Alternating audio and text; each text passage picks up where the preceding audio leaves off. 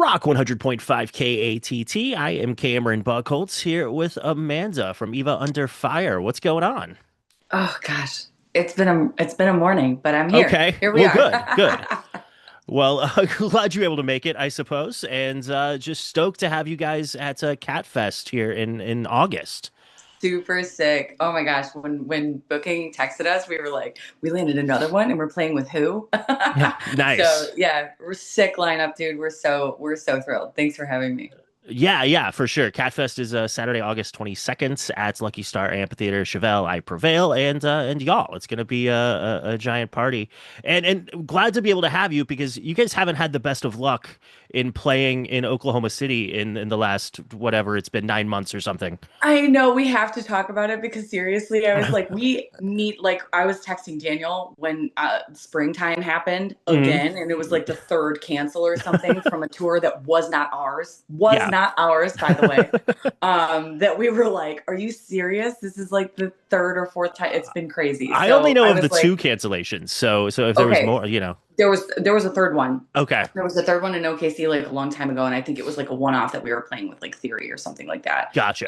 But yeah, it was really crazy. So I cannot wait because we definitely were like, we have to go back. We have to go back. We have to go back. I don't care if we like fly there ourselves and play. Like I feel so bad.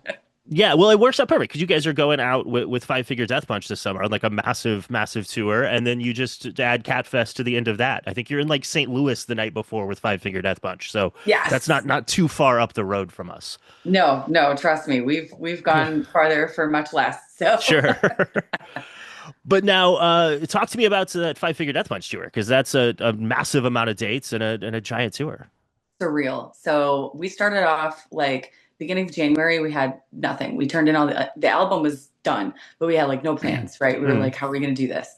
And then all of a sudden, by the end of January, we were in talks with Maria Brink about doing the Villainous feature, and we had landed the Five Finger Death Punch two legs as a Five Finger Death Punch tour. And I was like, I don't understand what my life is right now. We're looking around, going, is this for real? We're doing this? Yeah, we're stoked. We know that this means, big things for us to be given an opportunity like this. It's like the biggest stages we've ever stepped on. We've mm. never done amphitheaters. So such a surreal opportunity. And we love to play live. So like our whole goal as a band since day one has been get to the biggest shows that we could possibly play. And I feel like we made it. I feel like we're here Nice. now.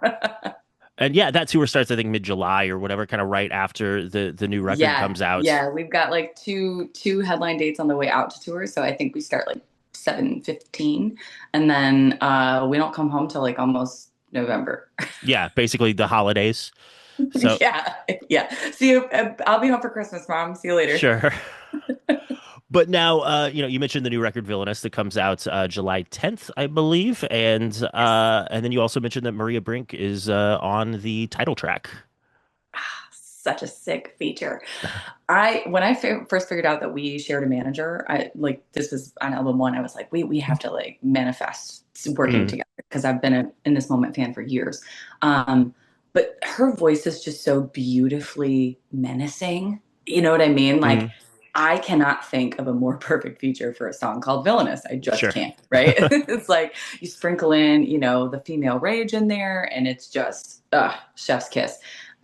So I was very excited that she was going to be part of the song, but then she was also part of the music video, and her character in the music video was just blew my mind. So I was thrilled.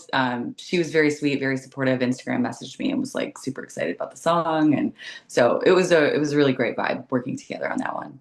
Cool. And now you mentioned that, you had the record done before you landed Maria. So kind of what's that process like? I mean, did you have, were there talks of other people or what, or was there maybe not going to be a feature? It was just going to be you or like how does that kind of all go down? I think for that specific song, we had Maria in our sights for that. Like that was the Mm, big ask. That was the big goal, right? But like you don't know anybody. I don't know anybody else's schedule or how they're releasing music, whether or not it can actually like work out mm, logistically, sure. So I like I played it chill. I didn't want to get my hopes up. I'm like if it happens, it happens. But like we were on tour in March with Butcher Babies, and I remember when we first got sent that, like her on the track, they were like, Mm, "Hey, Maria just cut the tracks. Like, listen to the song." It was like the first bounce or whatever. and all of our collective jaws like hit the floor. We were pretty excited from jump that that actually like worked out. But yeah, she was the I guess the target Sure. for that song the whole time. And now, you guys have had a couple various songs with different sorts of guest vocals, like Spencer from Ice Nine Kills. And uh, is that an odd thing when you kind of send off your song? And do you have an idea of what you want from them, or do you kind of just be like, oh, whatever they're gonna give me is gonna be great, or like how does that work in your mind in terms of giving your art away for someone else to interpret it? I feel like it's the second option for me, right? I know that we make great art and I know that we love what we do when we write. So I'm always very excited about it. And like the collaboration process for me is just like an extension of that. So I've never felt super you know, I guess tied to it or like it's Mm, mine in any way. I feel yeah, very comfortable with like, hey, and most of the time when we ask for a feature, it's because we trust what they do also, sure. right? Like we just find that they're an amazing artist. And so I'm like, please do whatever that you Mm, can with the song that make it you. That'd be great. And I was featured on a track with the funeral portrait. I was featured on Voodoo Doll with Lee. mm, And Lee said something to me that was really cool. He said, I wanted, yeah, because I was like, you kept all of my vocals, dude. You didn't have to do mm, that. And he was like, no, I want the song. And then like your version is like almost a different song because you're so involved on the track. And so I was mm. like, that's a really cool way to think about features.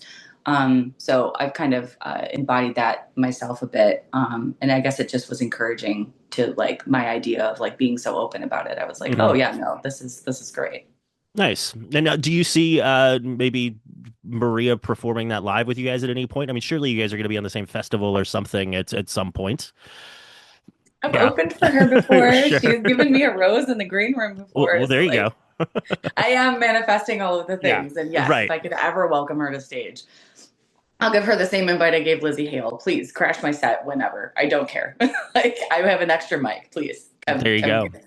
Yeah. And So now, outside of just the title track, tell me about the new record. And I'm sure you're super stoked right now, being like a month away from it being released. And I think what, four so tracks are out, something like that.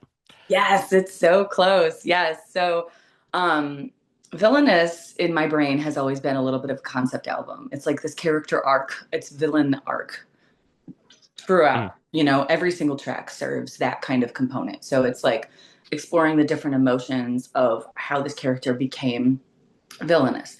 And I think that villain is always kind of something that people look at me and go, you're not very villainous. I don't mhm, understand what this is all about. Right. But the thing is like, I can be blunt, I can be honest, and I don't think a lot of people know how to take that all the time. Most of the time I'm very bubbly and I like that about mhm, myself. But when it comes down to what I do in my art and how I handle things in real life when things hit the fan, right? mhm, I'm like, no, this is mhm, how we need to do this. And not everybody likes that. So I've been called villainous for that several times in my life.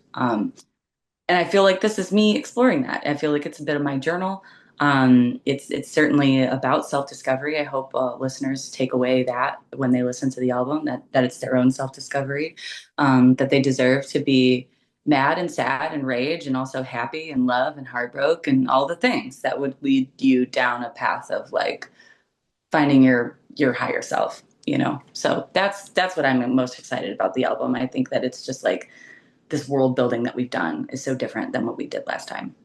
Gotcha. Well, awesome. Well, yeah. So the new record, Villainous, July 10th, and then KATTFest. You guys are going to be here again Saturday, August 22nd, and tickets for that go on sale tomorrow. So everybody, get your tickets, and we'll see everybody out there Saturday, August 22nd.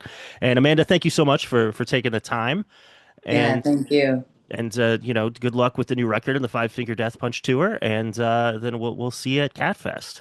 Yeah. Oh, also, next record, this album is heavier. So get ready, KATTFest. Let's go. Okay, okay. Bands always say the next record's heavier, and I feel like half the time they're lying. Are you telling the truth that it's No, heavier? no, no. Villainous is like, listen, we played like a cool new metal riff, and then the producer was like, "That's great, but play it on this guitar," and it was like super drop tune, crazy stuff. So like, we're headbanging and partying in the pit this time. So let's go. There you go. Awesome. Well, thank you, Amanda.